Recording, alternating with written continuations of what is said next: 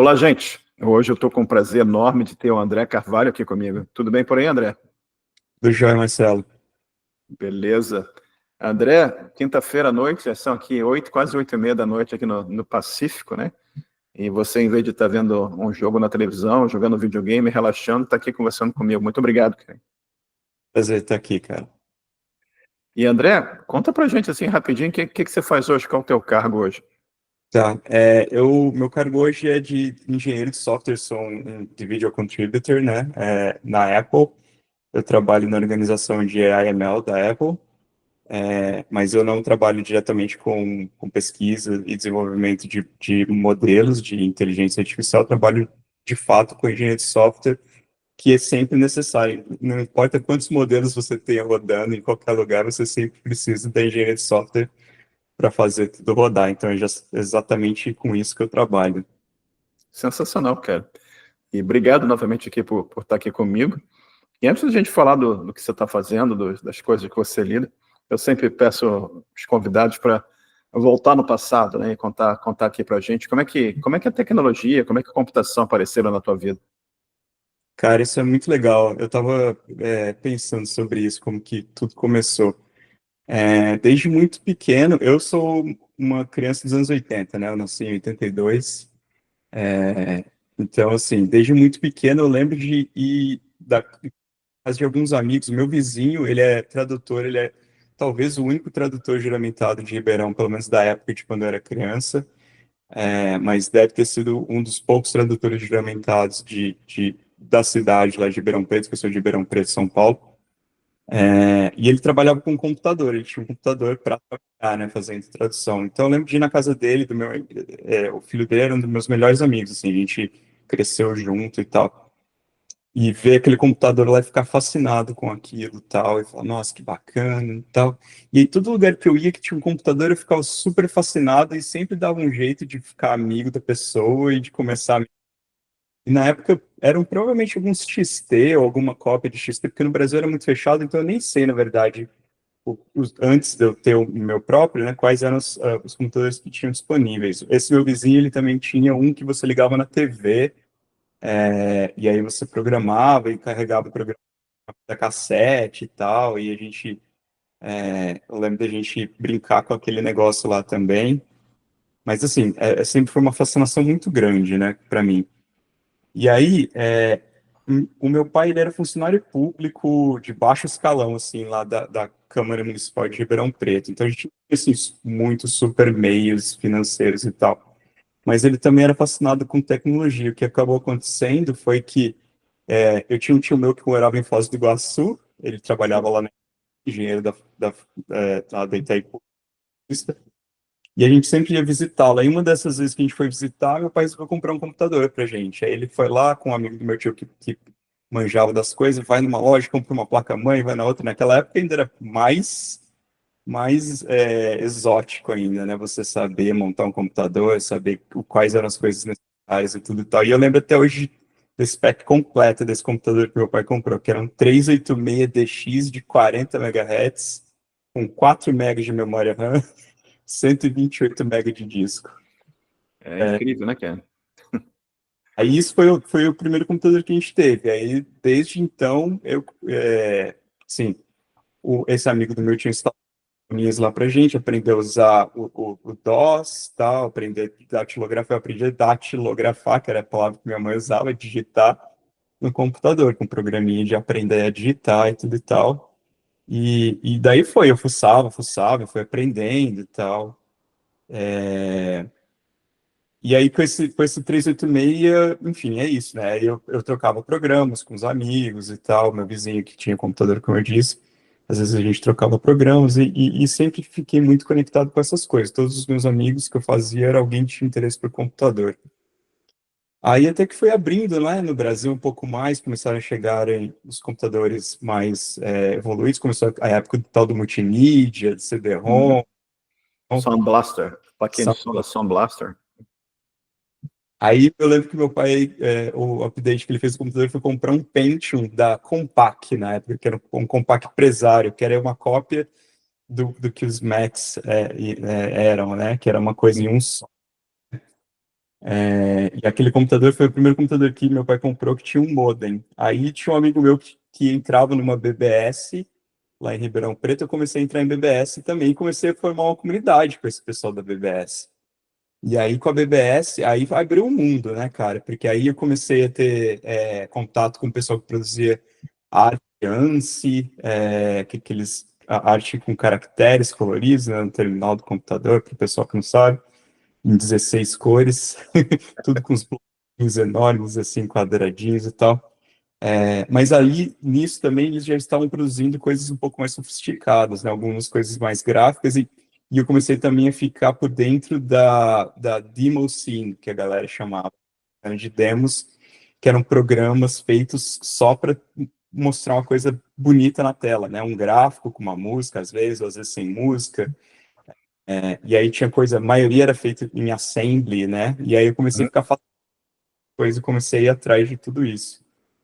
Mas eu não lembro não, mas aí eu sei que dessa fascinação com o computador e tal, se eu não lembro se já no 386 eu aprendi, comecei a ir atrás de aprender a programar, e a primeira coisa que eu acho que conseguiram para mim foi algum livro de Clipper, e eu comecei a aprender a programar em Clipper.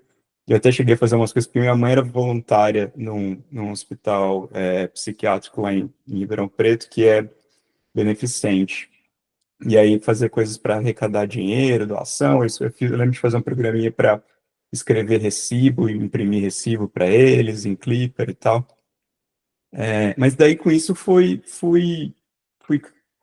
entrando nesse mundo, né? Com 14 anos, daí quando eu fui numa loja de informática lá em Ribeirão Preto, eu fiquei tão fascinado lá que eu me voluntariei para trabalhar na loja como vendedor só perto daquelas coisas lá, né?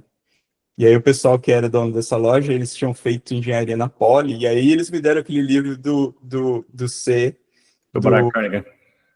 Kernighan.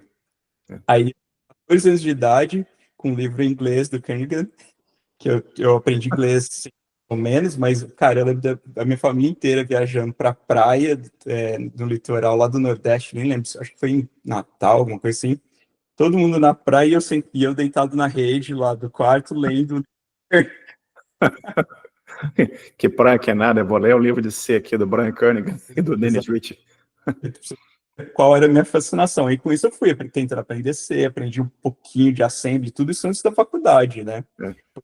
Comecei a baixar os tutoriais na BBS e tal, para aprender essas coisas. Aí logo depois da internet, aí o mundo abriu, assim, absurdamente, né? Mirk, o IRC, na verdade, né? Meus amigos que eu conheci da BBS, que depois foram para a internet, também começaram a me introduzir no mundo do Linux. Aí instalei o primeiro Linux, o Slackware, na época, acho que era o Isso. 3.0, sei lá, Slacker muito velho. Era um CD, a gente comprava o CD na Cheap Bytes por $1. Os caras mandavam um CD do Linux pra gente lá no Brasil. A gente instalava no computador. Aí foi isso. Aí, tipo, eu tinha amigo que era envolvido com coisa de tentar hacker, né? De tentar hackear as coisas, segurança e tal. E amigos que estavam mais nessa de programação e tal. Então, essa foi a minha introdução. Foi assim, de um pouquinho de fascinação e aí depois ficar completamente fissurado com isso, assim, né? É. O que que você pensa quando você lembra disso, né, do seu primeiro computador lá, comprado lá em Foz do Iguaçu, né, e você Do pensa assim, Paraguai. pô, e Paraguai, né, acho que é Cidade del Oeste que chama, né, isso não era o lugar. E o que que você pensa nesse computador que foi montado aí? Acho que você mencionou que era um Pentium, né, com Né? sei lá, O primeiro era um 386. 386, com 40 megas de memória, não é isso? Não, era 4 megas de memória. 4 megas de memória. 40, 40 megas devia ser o hard disk, né? 40 Hz era o clock e eram 128 megabytes de memória de hardware. De hard. Aí você pensa no seu iPhone que tem no seu bolso, e tem 1 zilhão de capacidade maior do que aquele computador tinha, né? É um É incrível absurdo. essa evolução, né, cara? E você pensar isso, você está falando de década de 80 para cá, você está falando de 40 anos, né? É, E é incrível essa evolução toda, esse poder computacional que a gente tem hoje no bolso da camisa, da calça, né? sim. E também você pensa em cloud computing e tudo mais que que gera no mundo, e esse mundo dos aplicativos também, a qualquer momento, todo mundo acessando tudo, todo tipo de informação, parece coisa de ficção científica que a gente pensava naquela época, né? Isso é, Cara, eu sempre penso isso, a fascinação dessa evolução tão rápida é uma coisa que eu sempre pensava, porque esse meu primeiro computador que tinha um modem era um modem de 14.400 bps. Era 14K de transferência, K bits. Então, assim, para você baixar uma imagem, cara, acho que era 15 minutos, era um negócio assim. E aí eu lembro nessa época eu pensando, puxa, e aí meu amigo tinha um gravador de CD. Eu lembro, puxa, se a gente tivesse com a internet e conseguisse baixar um arquivo na velocidade que você grava um CD, seria uma coisa incrível, né? Hoje em dia essa velocidade é menor do que a do celular. é incrível, né, cara? É incrível como essas coisas todas evoluem, né? Às vezes eu paro para pensar também como é que isso vai ser daqui a 40 anos, né? Sei lá, Nossa. como é que vai ser a evolução da coisa também. Mas, André, você falou do teu primeiro emprego aí, você entrou numa loja que para você ficar exposto mais aos computadores, né? Mas É, como é que foi a chegada você fez Unicamp, né? Você cursou Unicamp. fiz. Depois eu fiz faculdade de engenharia de computação na Unicamp. Entrei em 2001 lá. Como é que foi essa fase da vida? Como é que foi a universidade? E como é que foi? Você já sabia programar? Você já tinha uma ideia de como é que você usava C, essas coisas, né? Como é que foi a experiência da faculdade para você? O que tu Cara, aprendeu e como é que foi essa época da vida? cara, foi uma época assim um pouco de descobrimento e um pouco de desilusão, para falar a verdade. Porque eu cheguei lá, dos meus colegas que sabiam programar da minha turma, tinha o Gustavo Barbieri, que você já entrevistou Uhum. aqui, e talvez mais uns dois outros caras que realmente sabiam já programar e tinham experiência, e tinham essa coisa a fundo. Muita gente estava lá porque era meio que na moda, eu acho. Eu não sei, eu não sei exatamente como isso aconteceu, tá? Porque esse pessoal todo caiu de paraquedas lá, mas eu cheguei e aí no primeiro ano a parte de programação foi uma coisa assim trivial para mim, né? Assim, tudo que eles estavam ensinando lá para mim foi assim, bem fácil assim no início, né? Obviamente, depois óbvio que a gente aprendeu tópicos muito mais avançados, né? Mas aí também uma coisa que para mim foi complicada na faculdade é que assim, eu estava acostumado a minha vida inteira na escola, eu era aquele aluno que eu ia e prestava atenção na aula mais ou menos, assim, escutava a aula, eu conversava, eu tinha bastante amigos e tal, assim, mas eu nunca tomava muita nota, jamais estudava para a prova, e eu ia na escola só com essa memória dos tópicos serem abordados na sala de aula, né? Quando eu entrei na faculdade, eu aprendi por duras penas que isso já não era mais viável, né? Não funcionava, né? De jeito nenhum. Aí foi quando eu tomei meu primeiro nota 3 de 10, nota 3 de cálculo 1. Eu falei, vixe. Então, assim, aí com as matérias que não eram especificamente de computação, eu comecei a penar, assim, bastante, sabe? Uma porque eu me mudei de cidade, você vai para uma cidade, aí você está exposto a mais um monte de Hum. coisa, aí aquela coisa também já vai dificultando. Se você não tiver, assim, responsabilidade e juízo e tudo mais, é difícil você se manter fazendo e foco, né? É difícil você se manter. Mas aí o que aconteceu é que eu sempre ia bem em todas as matérias de computação, todas, com algumas exceções, as que eram mais teóricas me davam um pouco mais de trabalho, tipo, algoritmos, tal, o livro do Cormen lá, né, que é o do Cormen, o do Cormen é o de sistemas operacionais. Enfim, o de algoritmos, a análise de algoritmos era uma das coisas que me deu trabalho, e toda a parte mais, assim, acessória, que era mais de engenharia, depois eu me arrependi, na verdade, de ter entrado em engenharia de computação, e fiquei pensando que eu deveria era ter feito ciência da computação, que a parte que eu mais gostava foi pura mesmo, né? Eu não tinha que ter estudado mecânica, essas coisas todas que a gente estuda em engenharia. Mas aí durante a faculdade foi isso, eu ia sempre muito bem na parte de computação e sofri um pouco com o resto, mais por falta de disciplina e de conseguir ir às aulas, estudar, tal, com disciplina, do que por qualquer outra coisa. E aí, no meio de tudo isso, meu pai também faleceu enquanto eu estava na faculdade, e aí isso é uma complicada. Mas mesmo assim eu foquei, cheguei a fazer iniciação científica logo no início, na área de segmentação de imagens, com o professor Alexandre Falcão lá na Unicamp. E, enfim, além disso, uma outra paixão que eu tinha era música, né? Aí eu fiz umas aulas de música lá no Unicamp, eu era um pouco assim, mas eu É eclético. estava com o pessoal da arte, tive uma namorada até no Instituto de Artes e tal. Enfim, eu explorei bastante assim a faculdade. Aí durante a faculdade foi quando eu eu fiz um estágio para a Itautec, que a gente estava fazendo uma distribuição de Linux na época. Uhum. Gentoo. A gente escolheu Gentoo como uma base de distribuição que era para ser user-friendly, né, para ser amigável com os usuários, e a gente vai escolher Gentoo, mas enfim. A gente. Eu não deveria rir, perdão.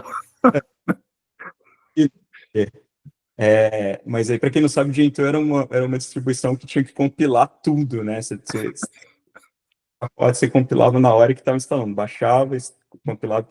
Mas aí a gente fez toda uma distribuição pré-compilada, tal, com os Certo. pacotes, ficou bacaninha.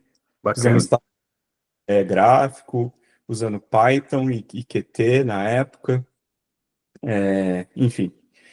E aí, depois disso, o que aconteceu foi que eu me juntei com alguns amigos e a gente decidiu formar uma empresa. Hum. E aí eu fundei a empresa enquanto eu estava na faculdade ainda. E isso foi por causa dessas complicações, vamos dizer, que eu tive com essas outras disciplinas, eu levei 8 anos para me formar no Unicamp. Mas quando, em 2006, que seria o ano que eu deveria estar me formando, eu abri a minha empresa. Ou seja, Bacana. o trabalho mesmo, tirando aquele que eu trabalhei lá na loja de informática, teve até uma outra loja de informática que eu trabalhei depois também, fazendo manutenção de computador, abrindo máquina e tal, e tal. Mas tirando aqueles outros trabalhos lá e o estágio, o primeiro trabalho que eu tive mesmo foi na minha própria empresa, que a gente abriu a empresa enquanto eu ainda estava na faculdade. O meu sócio tinha saído, tinha trabalhado mais ou menos um ano na IBM, e aí ele resolveu sair, e a gente se juntou e abriu essa empresa que chamava Peanuts Studios. E aí era uma empresa de outsourcing de desenvolvimento para mobile. Aí a gente fazia aplicativo para rodar no telefone, que na época eram os telefones que rodavam Java, J2ME, né? Tinha os mais avançados, tinha a Nokia tinha o Symbian, né, Sim. que rodavam programas mais avançados e eram em C++, e os telefones da Vivo, na época era telefônica, rodavam Brew, um negócio chamado Brew, que é da Qualcomm, né, os que eram CDMA. Isso aí é pré-iPhone, é pré-Android, né? Você estava em Isso é, 2006, não tinha o iPhone ainda, o Android também não. exato, isso daí foi logo antes de sair o iPhone, um pouquinho depois disso saiu o iPhone, mas quando saiu o iPhone ainda não dava para fazer aplicativo para iPhone, Uhum. Correto. né, do iPhone. Mas quando saiu o iPhone, a gente já começou a desenvolver para iPhone e tal. Mas na época, assim, a gente desenvolveu coisa que tinha muito plataforma que usava coisa de SMS, tinha vários programas todos, que a plataforma inteira, tipo, era só servidor, mas era uma plataforma que era tudo comunicação para poder ter uma interação de usuário por SMS, né, por mensagem de texto. Tinha web, que era o app, na época chamava, a web no Uhum. celular, web separada da web, né? Mais ou menos, que você via no computador mesmo. E aí foi isso. Então, a meu trajeto pela universidade foi meio aos trancos e barrancos, mas no fim a gente abriu a nossa empresa. E aí eu tive essa empresa por 10 anos com meu sócio. Caramba. As pessoas que tentaram comprar a gente acabou não vendendo. E aí, no fim, a empresa já não estava mais dando certo e eu não queria mais ficar no Brasil. E eu decidi, com o meu sócio, fechar a empresa e tentar procurar coisas. Mas foi isso, mas por 10 anos a gente teve. No auge da empresa, a gente tinha 45 funcionários. Sensacional, cara. Sensacional. E o que que você pensa quando você lembra lá do seu computador lá do Paraguai? até você ter essa empresa aí por 10 anos e chegar a ter mais de 40 funcionários em algum momento. O que passa na tua cabeça quando você lembra disso? Cara, é um negócio, é uma coisa incrível, assim, porque eu lembro que assim, o computador é a minha paixão, é uma das paixões, como eu disse, a música é outra paixão muito forte, mas o computador era assim, uma paixão muito grande minha, e ninguém sabia que isso ia ser, assim, né, uma área quer dizer, eu não sei se algumas pessoas talvez soubessem, mas era difícil você imaginar que aquela paixão pudesse virar uma profissão. Eu não sei nem se já se falava em engenharia de computação quando eu tinha o 386, por exemplo. Então eu era fascinado com aquilo e ficava mexendo. E eu lembro do meu pai usava isso como castigo para mim. Quando eu fazia alguma coisa, o 386 ele tinha uma chave que você podia Travar. travar o computador. E aí você ligava ele e ele não passava, a BIOS travava pela chave. E aí ele travava o computador e escondia a chave. Até que eu descobri o jeito de destravar com um clipe. Ele era destravar. Aí, quando chegou nessa época que eu abri a empresa, eu ficava pensando, poxa, meu pai não me deixava, às vezes, usar o computador e tal, usava isso como um castigo, mas você vê, né, essa coisa que eu investi em aprender isso tem futuro, né? A gente tá aqui e eu tenho uma empresa e tudo, e um monte de funcionário, e acho que é mais ou menos isso que passava por mim, cara. Você fala, nossa, aquele negócio que era só interesse de criança. E o impacto social que você teve na vida de 40 pessoas, mais de 40 pessoas, né? É, Você gerou emprego aí para um monte de gente, né? O impacto é, social é muito grande, né? eu- Bacana demais, cara. Mas você, diga, quando o funcionário comprava um carro, você fala, pô, que bacana, cara. né? É, Mas, isso é incrível, né, cara? Isso é uma realização muito grande, né? Você vê esse impacto na vida das pessoas, né, cara? Isso é bacana demais. E é, aí você falou que vocês resolveram fechar a empresa e você falou que estava interessado em sair do Brasil. Foi nessa época que você começou a olhar oportunidades fora do Brasil? Como é que foi isso para você? Foi, a gente fechou a empresa, eu comecei a falar, cara, eu quero sair do Brasil. Aí eu comecei a procurar a próxima oportunidade que fosse uma oportunidade que ou eu já fosse direto para fora, ou que Hum, fosse me alavancar para que eu pudesse ir para fora. E aí, o primeiro lugar para onde eu fui foi uma startup que era investida pela Coca-Cola, que é do Wilton. Não sei se você chegou a falar com o Wilton. sim, Que tá, entrevistei o Wilton essa semana também. Vai ser o episódio antes do seu. é. O Wilton, ele fundou a Winning junto com o Jean lá no Rio, né? É, Mas investido pela Coca-Cola. E aí o Wilton me entrou em contato comigo, porque eu entrei esqueci qual que é o site, mas tem um site para você encontrar outros fundadores, coisas assim, né? Eu estava nesse site, o Wilton me achou lá e falou, cara, apesar de a gente ter estudado junto, a gente nunca tinha se conversado assim durante a faculdade, certo. porque ele é diferente. É. Aí ele falou, cara, a gente está aqui com essa empresa, você não quer vir trabalhar para a gente e tal. Aí eu trabalhei com eles um tempo e eu conversei com ele e falei, cara, eu tô querendo ir para fora. Ele falou, não, a nossa empresa é investida pela Coca-Cola dos Estados Unidos, a gente está com um escritório já lá fora. E tinha de fato um pessoal trabalhando aqui, mas era só os americanos, eles não estavam trazendo ninguém para cá ainda. Então já foi tudo ajeitando assim, falei, não, então eu vou, se tem essa possibilidade de ir para fora, eu vou começar a trabalhar com vocês e tal. E aí, cara, sorte é uma coisa incrível, assim, para mim, assim, eu tô onde eu tô, sim, não sei quantos por cento, mas é uma porcentagem muito grande por causa de sorte, porque aí depois disso que eu tava nessa, com esses caras, já meio alavancado para vir para cá e tal, um outro cara que inclusive trabalhou com o Gustavo também, que chama Marcelo também, fundador da Working Co, uma empresa lá em Nova York, no Brooklyn, eles fundaram lá e em Portland, acho que ao mesmo tempo, inclusive, não tenho certeza disso, mas pelo menos eles fundaram lá no Brooklyn, inicialmente. O Marcelo, ele conhecia o Gustavo e o Ulisses lá da Profusion, porque eles trabalharam junto na INDT, e ele me conhecia também meio de passagem da época que eu prestei, que a gente prestou serviço pela Pinas lá para o INDT na época, que era o Instituto Nokia, né? O Marcelo pegou e mandou mensagem no Instagram, velho. Falou, cara, tô procurando uma pessoa. muito boa de mobile, você não quer conversar comigo, não sei o que, tal, tal, tal. Ele falou, não, porque a gente tem um escritório aqui no Brooklyn e eu quero trazer você para cá, tal. Eu falei, velho, demorou Que dia com que eu ele. chego aí? Que dia que eu chego aí? Aí a gente já fez todas as aplicações, eles têm escritório no Brasil também, então ele já me contratou pelo Brasil, que a gente tinha plano A, plano B, plano C, igual a gente estava conversando um pouco. O plano A era aplicar para o visto H1B, aqui nos Estados Unidos, que é a loteria, né? Se eu não Uhum. fosse loteria, daí depois de um ano trabalhando já lá no Brasil como diretor, que é o que eu estava, eles poderiam aplicar pelo L1, que pode mudar aqui para os Estados Unidos, que é transferência de executivos.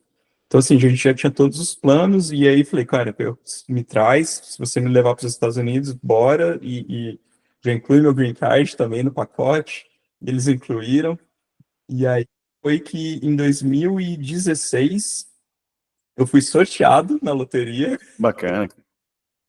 Olha, então tudo de sorte. Ele me ligou falando para eu vir trabalhar para ele, para vir para os Estados Unidos. Eu fui sorteado na seleção da loteria. E aí, em outubro de 2016, a gente estava desembarcando lá em Nova York com 2 malas e 5 caixas que a gente trouxe no avião. E minha esposa, eu sou casado, né? Eu casei com a minha esposa. E nós dois nos mudamos para Nova York em 2016. E aí eu fui trabalhar também como. Eu fui contratado como Principal Developer quando eu cheguei aqui no Uhum. fim. Eu virou diretor também. Mas essa é uma que faz desenvolvimento de software e design. Eles tinham os designers, assim, Uhum. muito. E aí, com isso, eu trabalhei com a Apple também. A Apple era um dos nossos clientes, com a Virgin America, quando eles estavam aqui antes da Certo. lá. Enfim, trabalhei com clientes muito grandes aqui nos Estados Unidos a partir daí, né? Você, em que ponto que apareceu o inglês na tua vida? Você já sabia falar inglês lá no Brasil? Como é que foi isso para você? Cara, eu sabia. Lembra que eu falei que o meu vizinho era tradutor juramentado? Sim, O, sim. o meu, que era tradutor juramentado, só falava inglês com o meu amigo. Então, Ah, tá. o que eu tinha também, por incrível que pareça, eu tinha uma fascinação muito grande com o inglês, assim. Aí teve uma época que eu estudei por um ano só numa escola particular lá em Ribeirão Preto, que era uma escola do sistema Waldorf. E aí meus pais tiveram que me tirar porque eles não tinham condições de me manter nessa escola particular e eu fui para a escola pública. Mas aí alguns dos amigos que eu fiz nessa escola particular lá no primeiro ano, primeira série, isso daí foi, é, ligaram para minha mãe e falaram, então, o pessoal veio aqui na escola e ofereceu uma bolsa porque eles estão abrindo uma escola de inglês aqui em Ribeirão Preto, que era a Wizard na época, Uhum. primeira Wizard em Ribeirão Preto. E meu filho não quer fazer, você não quer para o André? Aí ela me passou a bolsa. Aí eu fui tão bem na aula de inglês que eles foram me dando mais bolsa para ir continuar para eu ser, Foram tipo, renovando. Uhum. pagando, sei lá, da escola, assim. Então eu estudei inglês, assim, nessa escola, talvez por uns 2, 3 anos, assim. E a partir daí eu fui autodidata, mais ou menos, né? Fui sempre procurando coisa, acompanhando música, filme, essas coisas. E aí até o ponto que eu cheguei com 14 anos, tá lendo Kerning em inglês lá na praia. É, cara, não é exatamente a coisa mais fácil do mundo para ler inglês, não. É, Bacana, cara. Mas você chegou lá em Nova York e eu vi na tua biografia aqui no LinkedIn que você trabalhou na criação da aplicação da Virgin também, né? A aplicação foi, mobile deles, né? e- Bacana demais. esse foi o primeiro projeto. Logo que eu cheguei aqui, os caras já estão inventando moda. Esse foi antes do React Native, né, que Uhum. eu fiz, que possibilitou você escrever aplicação em JavaScript, mas usando componentes nativos de interface, né, que é o que tem hoje. Naquela época aquilo estava muito começando, ainda praticamente não existia. E aí eu lembro da gente ter desenvolvido um dos diretores lá, um dos sócios, na verdade, lá inventou essa história de fazer uma camada de aplicação comum em Lua.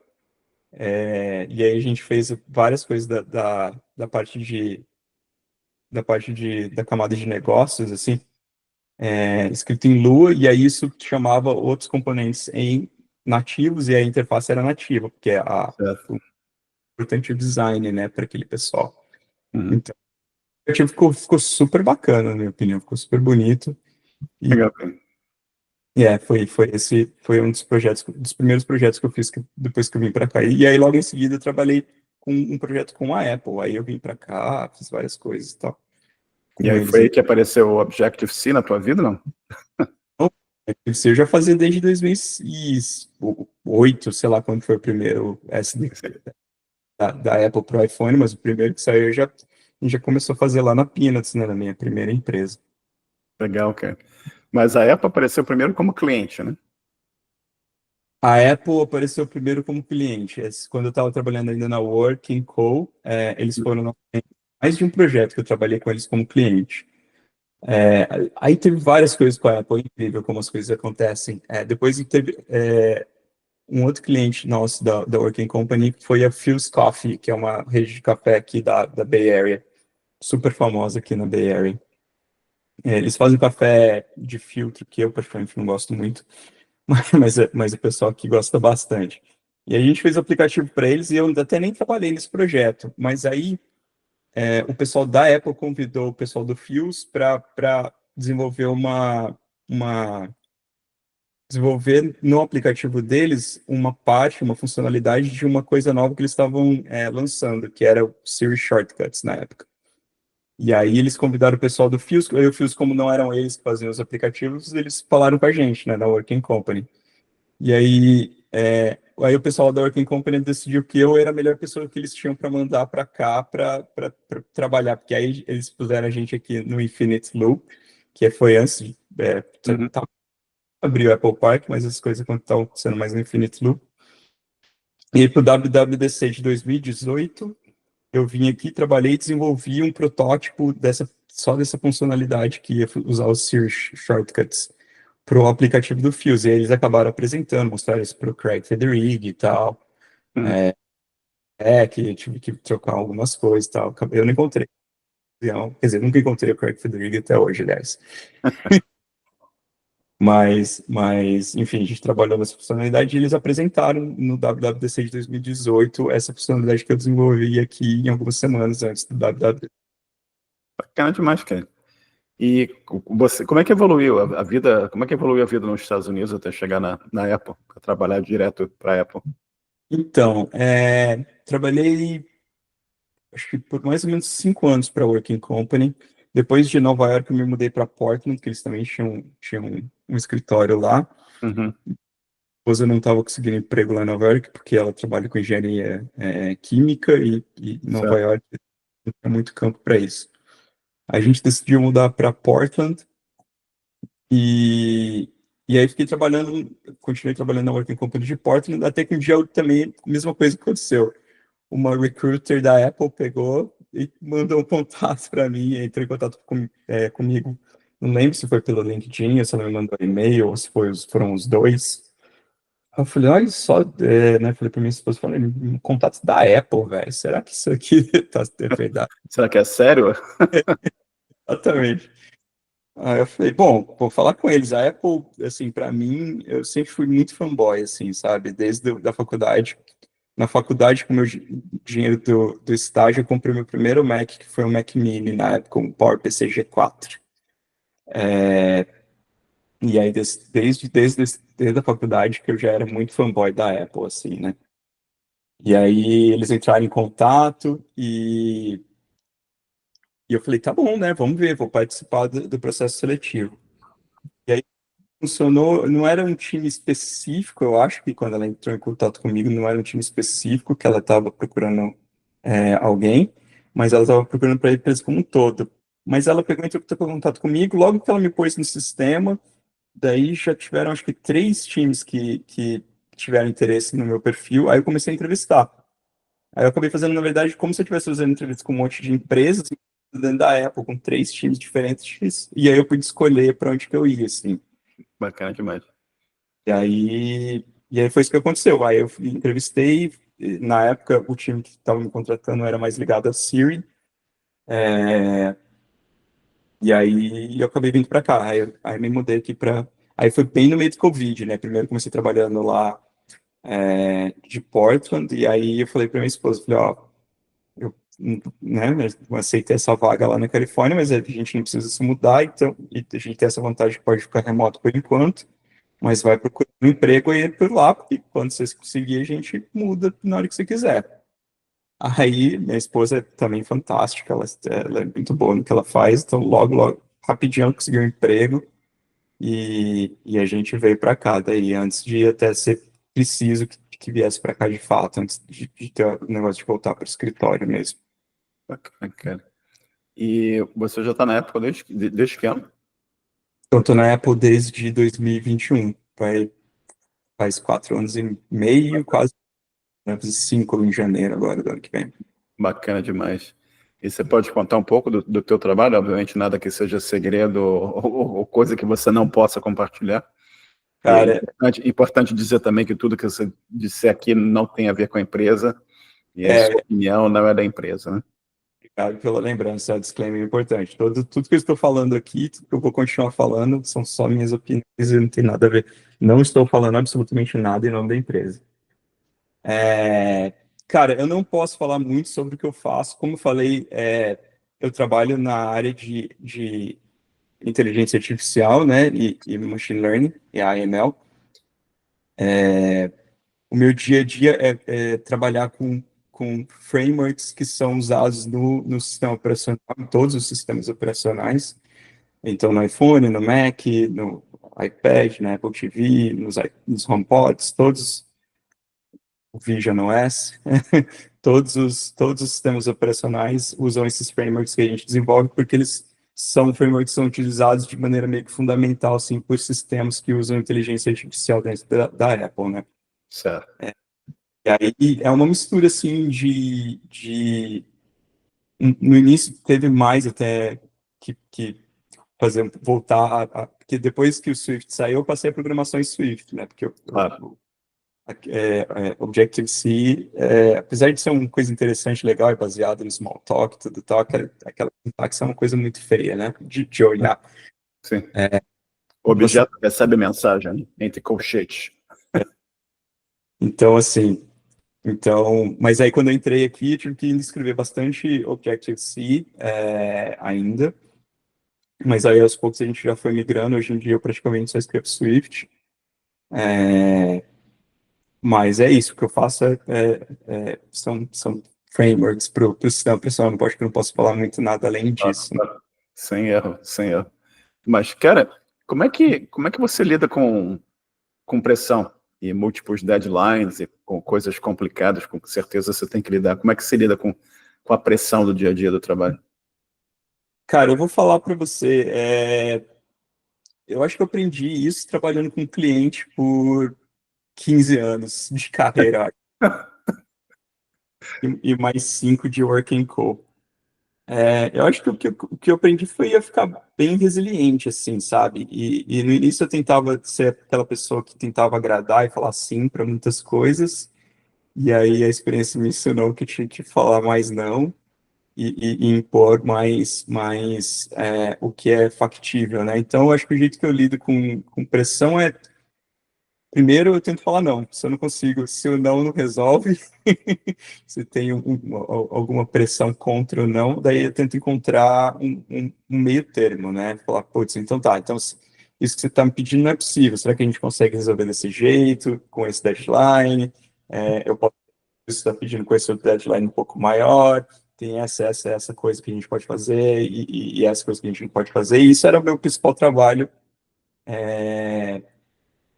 principalmente na Working Company, que eu liderava os projetos maiores e tal, mas que na Apple também continua valendo, né?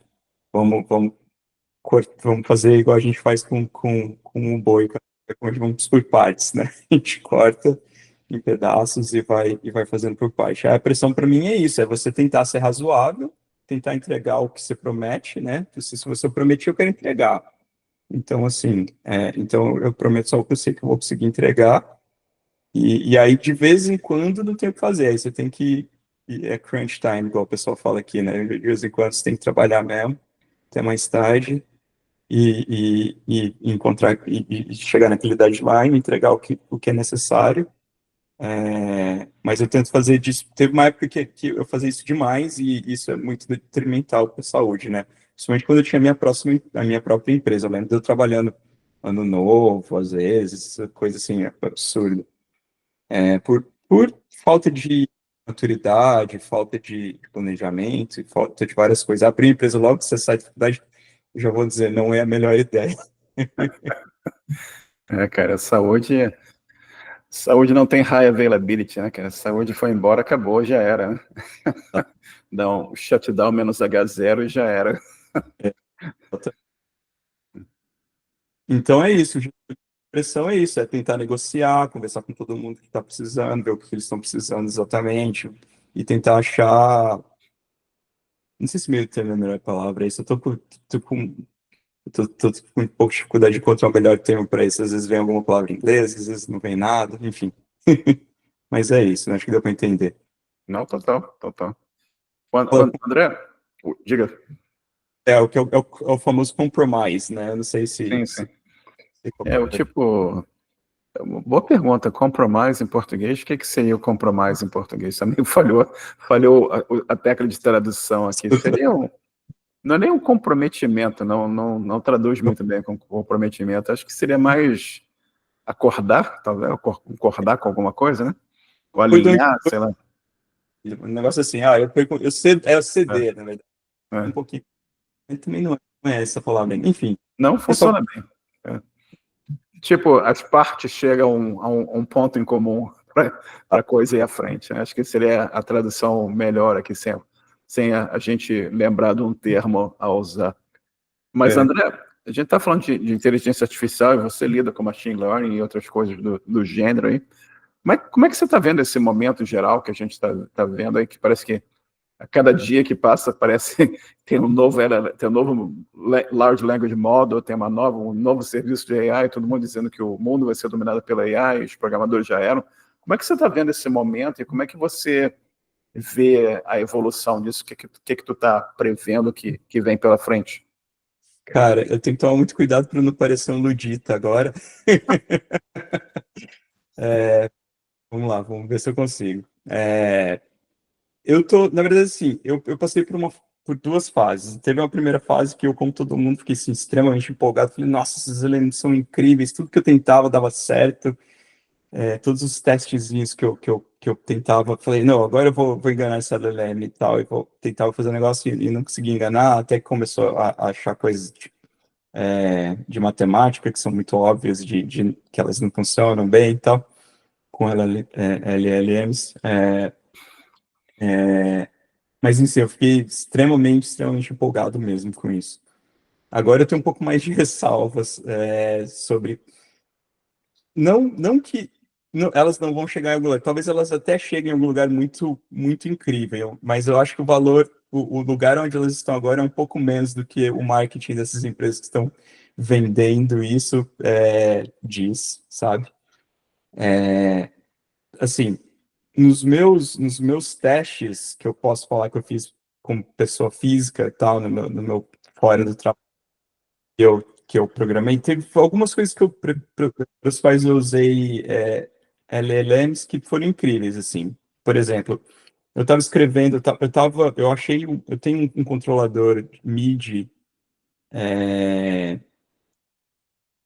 que é uma pedaleira para eu tocar guitarra Uhum. e coisas no computador, nos plugins no computador. E ele controla isso através de uma conexão USB por MIDI e tal. Ele é feito o controlador dele é um ESP32 e o firmware, eu achei um firmware open source que roda nele. Eu falei, bacana, só que esse firmware open source não suporta um negócio chamado pedal de expressão, que é um pedal que você pluga num input que é como um de fone de ouvido, assim, né? São só dois sinais. E aí você mexe o pedal para cima e para baixo e ele tem que ler aonde que está o pedal. E ele faz isso através de uma conversão de ADC, né? Que é uma conversão de analógico para digital. E o SP32 tem um leitor, eu achei, enfim, eu fui atrás, achei o pino, qual que era, e fui mexendo no firmware para implementar isso para eu poder usar no meu controlador, que é o meu pedal de expressão.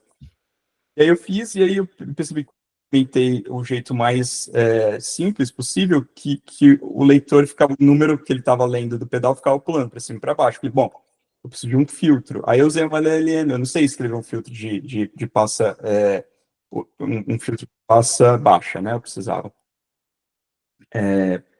E aí eu cheguei a escrever na LLM, falei, eu tenho um controlador e tal, SP32, escrevi assim, e falei, eu preciso de um algoritmo em C, que dado esse input de números inteiros, assim, tal, eu quero um filtro de passa baixa.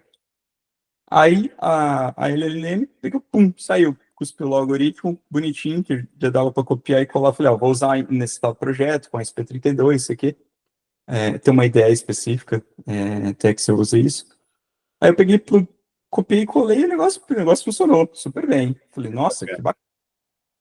Então, assim, para esse tipo de coisa, funciona muito bem. Agora, assim, para coisas um pouco mais complicadas, que eu estava tentando escrever um projeto, ou você tentar trabalhar com um projeto que já existe, que você tem que passar uma quantidade enorme de contexto para o modelo, para ele trabalhar com contexto e conseguir desenvolver alguma coisa em cima daquele contexto e tentar produzir código que seja útil para você. Ou se é um projeto mais complicado, que mesmo que seja para começar com isso, aí já não funciona muito bem, assim. Se você é um programador com mais experiência, você vai pegar o código que sai disso, vai ler e vai falar, pô, esse código aqui é um código, né, que, que não está muito Pode bom. melhorar, que pode melhorar, né? Exatamente. Então, assim, então para mim o que eu tenho usado bastante é assim, se eu estou num momento que tô com writer's block, né, igual o pessoal fala, estou bloqueado, não estou conseguindo escrever a próxima coisa, eu uso e gero um negócio só para eu poder criticar. Falo, nossa, isso aqui tá uma porcaria, eu vou reescrever, mas pelo menos eu tenho alguma coisa para falar que é a porcaria e reescrever aquele negócio, entendeu? É. Então, tem sido bastante útil. Ou, às vezes, assim, para escrever teste, para tentar refatorar, para ficar melhor para escrever teste, mas o que eu percebo é que elas usam muito algumas coisas que não são as que eu mais concordo em termos de prática de programação, assim. Aí, para não começar nenhuma briga religiosa, eu não vou falar quais são. Não é a minha coisa favorita, não. E aí, até li recentemente uma pesquisa que saiu, que fizeram pequena, com 16, eu acho, se não me engano, desenvolvedores de open source, que eles pegaram 16 desenvolvedores e fizeram uma distribuição aleatória dessas pessoas e falaram, ó, esse aqui tem um pool de bugs que precisa ser resolvido, ou de features, a gente vai sortear se você vai usar LLM para te ajudar ou não. E eles escolheram só pessoas que já tinham pelo menos, ó, se eu não me engano, 8 horas. As pessoas que foram escolhidas, elas tinham de 8 a 40 horas, pelo menos, de experiência de trabalhar com LLM. Então, não foi uma pessoa que nunca usou uma LLM, eles pegaram e puseram lá. E eram todos programadores que tinham pelo menos 5 anos de experiência de contribuição para aquele projeto, e projeto grande, por exemplo, compilador de Haskell, uma biblioteca enorme de JavaScript, tudo e tal.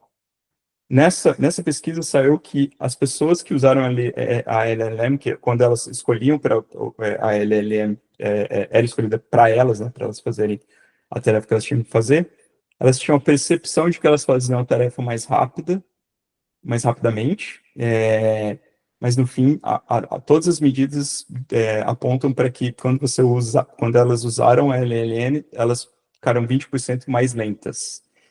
É. Então, a percepção de grande quantidade, porque isso é um monte de linha de lá quando você põe prompt, mas isso não necessariamente é verdade. Eu não sei se isso vai eventualmente melhorar muito, mas tem outras pesquisas relacionadas a prompt rot também, que saiu uma, que quanto maior context rot, desculpa, que eles falam que é o apodrecimento do contexto, né, a tradução literal, que com maior o contexto que você passa para LLM, se você precisa que a LLM procure alguma coisa, não sei se a gente falar LLM ou LLM para os brasileiros, mas... LLM, acho que todo mundo vai conseguir entender. LLM, tanto faz. Quando você passa um contexto muito grande e ela tem que resolver alguma ambiguidade, alguma coisa, que se você passa do final do prompt, que é mais ou menos isso que ela está fazendo quando você está usando isso para código, é um prompt, é um contexto enorme, que tem um monte de arquivos de fonte, fonte, é, a performance dela cai absurdamente, assim, com maior o prompt, mais erros ela comete, assim. Então, assim, enquanto a gente não resolver esses problemas fundamentais, é, eu, eu, eu duvido muito que a gente vá conseguir substituir programadores É. com, com inteligência artificial. Não como se amanhã a OpenAI anunciar AGI, aí eu fico quieto, mas enquanto eles estão só nas LLM. Eles anunciaram a versão 5 hoje do ChatGPT, não sei se você viu isso. Eu vi que eles anunciaram que estava contido no anúncio quais foram os programas Também não tive tempo de ver, mas eu vi que né? anunciaram hoje, então vai ser interessante ver o que faz. Mas É, tem coisas interessantes, tem problemas também, mas basicamente como é o mundo do software, né, cara? Tem sempre alguma coisa que pode melhorar, né? E vai ser sempre interessante, como a gente está falando mais cedo. A gente viu essa evolução da tecnologia nos últimos 40 anos, né? Saiu lá do seu 386 para o seu iPhone com muito mais capacidade do que aquele 386, e sabe-se lá o que vai estar por aí daqui a 40 anos, sei lá, vai ter o holodeck lá do Star Trek, né? Sei lá, vamos ver se tiver por aqui ainda daqui a 40 anos, vai ser interessante ver que ponto é, chegou a tecnologia, né? Bom, André, a gente falou de futuro, a gente falou de tecnologia, evolução, mas voltando aqui no tempo, uhum. olhando para trás e vendo por todas as etapas que você passou na vida aí, tu teria feito alguma coisa diferente do que você fez? Cara, eu teria.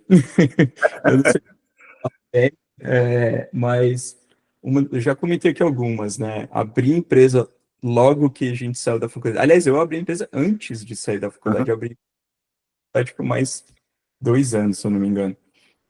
Ou um ano e meio. Eu acho que isso não foi uma boa ideia, por exemplo, porque a gente era muito petulante, né? A gente achava que sabia muito.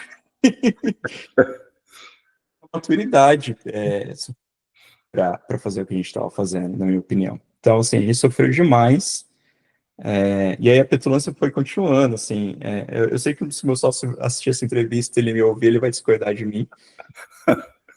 Mas, assim, momentos que a gente poderia ter vendido a empresa, não vendeu. Assim, para mim, eu não vou negar que, assim, a experiência que eu adquiri por causa desses 10 anos, que foi, né, que o pessoal chama de trial by fire aqui nos Estados Unidos, que eu não sei uma expressão tão boa em português para isso, mas esse negócio, assim, de você aprender fazendo e aprender sofrendo, sofrendo mesmo, assim, né? Talvez seja uma coisa, assim, que você não consiga de nenhuma outra maneira. Mas eu acho que poderia ter sido um pouco mais fácil. Então, assim, essa talvez é uma coisa que eu talvez tivesse mudado, assim. Eu fico um pouco com inveja dos que vieram logo aqui para o Vale do Silício, logo que saíram da faculdade. Essa galera, para mim, acho que já está muito melhor, assim, do que eu. Eu demorei demais para chegar aqui, na minha opinião. Mas tudo acontece ao seu tempo, né, também, né? Vai saber em todas essas coisas, né? Vai saber onde que eu estaria, isso, né? É, é, Exato. E, André, como eu te falei no grupo lá dos programadores, a gente tem 4.000 pessoas com as mais variadas perguntas, né? Muitas pessoas tentando começar, tem gente mudando de carreira, tem gente tentando entender se tecnologia é para eles ou não. O que você recomendaria para essas pessoas que estão tentando começar, tentando se encontrar e tentar achar o caminho deles nessa área de tecnologia? Cara, isso eu acho que é um pouco clichê, mas eu acho que não tem como fugir, principalmente nessa área, que a questão é o seguinte: se você não gosta muito disso, é, não sei se vale a pena, porque assim, é uma área que de fato é uma área bem rentável, e talvez até tenham pessoas que trabalhem na área, mas não gostem muito e tal, por ser uma área mais rentável. Mas, sinceramente, é muito difícil você ir para frente, você evoluir, você ser bom numa coisa que você não gosta. Acho que Uhum. até quando eu ouvi o Gustavo falar, acho que ele falou algo similar até. Não sei se foi exatamente isso, mas eu concordo. Se ele falou, foi isso. Se ele falou isso, eu concordo com ele. Que é assim, eu acho, pra mim é o que eu falei, você viu como era. Eu era criança, tava lá, ao invés de estar saindo, às vezes, pra Não, balada, né? aí eu tava lá lendo livro de C, cara. E do pessoal, assim, que estudou e comigo e tal, só o pessoal que se dedicou e foi atrás é que realmente chegou num lugar, assim, incrível. Senão você vai chegar em um lugar mais ou menos e tal, e talvez não chegue. Então, para mim, assim, a principal coisa é você só ir para isso se você realmente gostar da coisa. E aí, se você gostar da coisa, aí vai ser fácil. É a mesma coisa que às vezes perguntam para guitarra. Cara, quantas horas por dia eu preciso estudar para ser bom na guitarra? Falou, cara, se você está perguntando isso, você não vai ser bom na guitarra. É, é, Você gosta, você quer ser bom na guitarra, todo momento que você estiver ali, só tocando guitarra, né? Você não precisa de ninguém te falar para tocar guitarra. é. Então, e aí, se você gosta, aí você vai atrás. Hoje em dia, cara, o tanto de coisa que eu aprendo hoje em dia, e tá tudo disponível grátis no YouTube, tutorial em todos os lugares, assim, a- a- é muito vasto, né? Assim, o tanto de coisa que tem, curso grátis de todo tipo, tem curso de Stanford grátis para você entrar e aprender diversos tópicos de ciência de computação. É só você entrar lá e fazer. Se você souber inglês, né? Para o pessoal do Brasil. Mas mesmo em português, eu acho que é bem possível que você encontre bastante coisa, né? Tem um monte de coisa disponível, né? FreeCodeCamp, programadores.com, que é o nosso site também. E tem, cara, eu penso também no começo, você também deve lembrar do seu começo aí. Não tinha tanta coisa assim, não tinha nada. Bom, uns tutorialzinhos menos, e era isso. É incrível, né? Essa evolução toda aqui. E, cara, você tem alguma dica de livro? Você falou de música, filme ou qualquer outra coisa que você queira recomendar? Qualquer coisa que você goste, que você gostaria de compartilhar aqui com a nossa comunidade? Uma só de cada, ou como que é, geralmente? O que você quiser. Tá, o filme eu vou fazer um jabá aqui para os meus empregadores, né? Eu assisti recentemente o F1, que está nos cinemas, e realmente esse filme foi muito bom. Se você gosta de Fórmula 1, vale muito a pena. Tirando algumas partes do plot que eu não vou estragar para ninguém, que foram um pouco desnecessárias. Os visuais e os efeitos sonoros são incríveis, assim, né? O que o pessoal conseguiu fazer naquele filme lá foi fantástico. Eu acho que é um filme que vale a pena. É, de livro, cara, um livro que eu li já tem mais tempo. Na verdade, eu não leio nada, tá? Eu ouço todos os livros é, mas um livro que eu ouvi já tem mais tempo, que eu recomendo fortemente, e que é para ir um pouco contra essa mentalidade que tá rolando de que tá tudo ficando ruim e ficando pior e tal, chama Humankind. Eu até queria ver qual que é o nome do autor. É, Rutger Bregman. Erica Moore e Eliza alguma coisa. Mas chama Humankind em inglês. Eu não sei qual que seria o nome em português desse livro, infelizmente, se tem. Mas esse é um livro que eu recomendaria fortemente. E, agora que eu estou olhando aqui na minha lista, tem um outro também que eu recomendo fortemente, já tem bem mais tempo que eu li, chama Thinking Fast and Slow, do Daniel Kahneman. Esse com certeza tem em português, eu não sei qual que é a tradução, mas pensamento rápido e devagar, sei lá. Esse livro é muito bom. E música, eu vou recomendar um negócio que eu ouvi agora, que meu irmão acabou de me falar, que é brasileiro, que é o Chico Chico, filho da Cássia Eller. Uhum. Cara, incrível. Eu ouvi o rapaz cantando ao vivo. Se você fechar os olhos, assim, depende, em alguns momentos, se você ouvir a Cássia Eller cantando, isso é uma coisa incrível. Eu não É, conheço, não. Vou ouvir. Boa. recomendo. E, cara, puxando um pouco do Jabá novamente para o seu empregador aqui, tu já assistiu Foundation? Cara, não, Foundation eu tô devendo, eu preciso assistir, ainda não assisti. Você leu ou viu o livro, o do Isaac Asimov? Esse não, eu li outros livros ouvi, na verdade, os outros livros da Asimov, eu ouvi o I, Robot, o Eu, Uhum. Robô. Não tem nada a ver com o filme, eu fiquei sabendo que é um filme, mas não tem nada a ver com o filme. Eu acho que ouvi um outro também, mas o Foundation eu não ouvi. Você recomenda? Sério, você gostou? Eu recomendo fortemente. Eu li a trilogia do Foundation em 1986. Eu ganhei de presente de aniversário.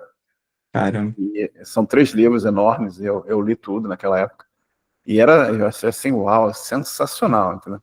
Cara, e a Apple fez um trabalho assim absurdamente fantástico com a série. Então, se tu gosta de ficção científica, e se os nossos ouvintes aqui gostam de ficção científica, a série é excelente, os atores são fantásticos, a cenografia, os efeitos, a coisa, assim, é um trabalho sensacional, entendeu? que legal. Recomendo fortemente, se tu não assistiu, e quem também não tiver assistido, leiam o livro, assistam, porque se é fã de ficção científica, é um prato feito. Se não gosta de ficção científica, não passa nem perto.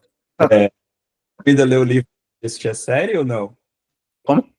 Você recomenda ler o livro antes de assistir a série ou não? Eu acho que é uma boa ideia, porque os livros são, perdão, os livros têm sempre um pouco mais de detalhe, né? E tem algumas coisas na série que também eles tomaram uma certa licença poética. Tem algumas coisas que são diferentes e ficaram interessantes, né?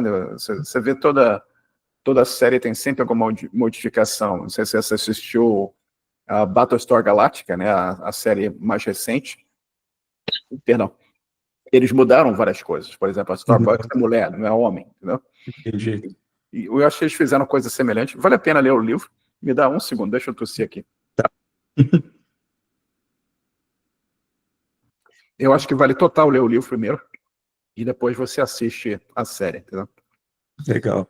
Mas faz os dois, vai ser bacana.